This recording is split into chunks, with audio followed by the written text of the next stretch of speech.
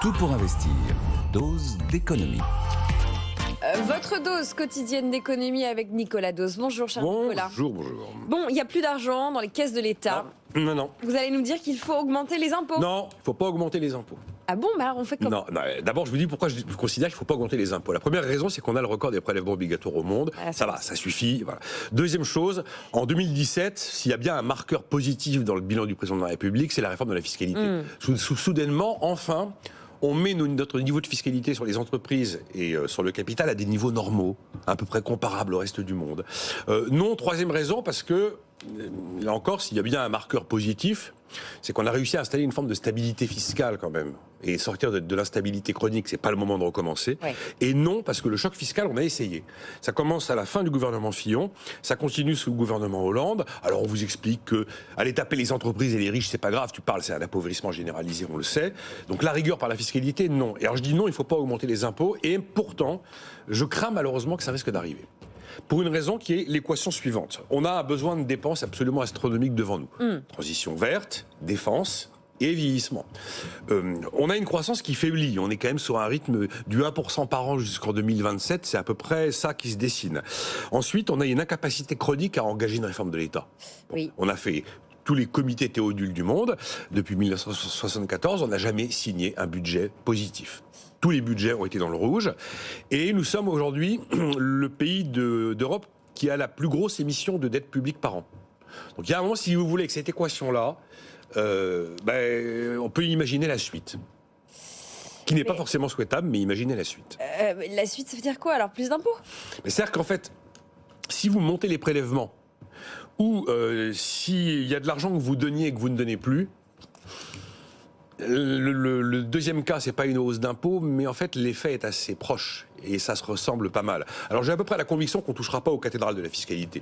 Personne ne va oser frontalement dire on met de la TVA, ou on met de la CSG, ou l'impôt sur le revenu ceci, ou l'impôt sur les sociétés cela. Pour des raisons à peu près évidentes, on va probablement pas oser toucher à la taxe sur les carburants. On relève tranquillement tous les ans la taxe sur les tabacs, sur les alcools.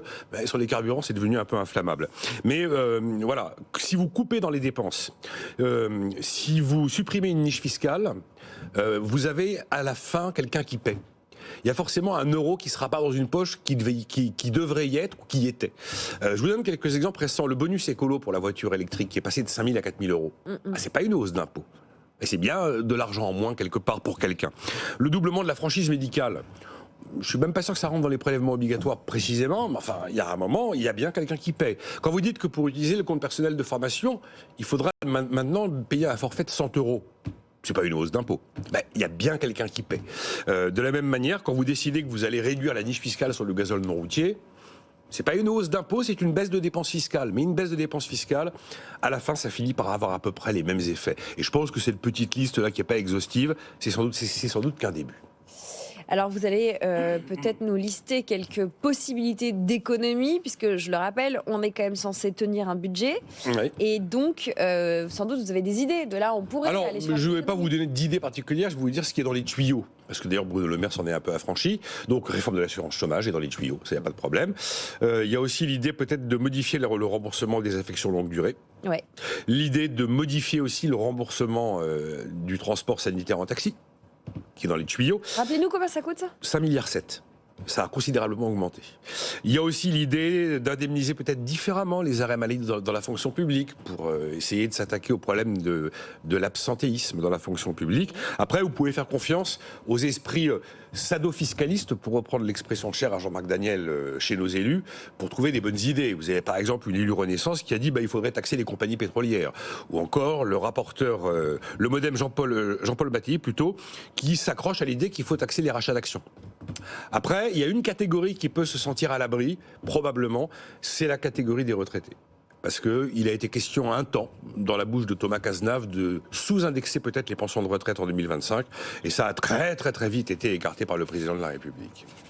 Bon, voilà. Quelques possibilités. Mais il ne faut pas augmenter les impôts. D'économie qui sont dans les tuyaux, ou en tout cas dans les cerveaux. Mais a priori, la question faut-il augmenter les impôts est répondue par non.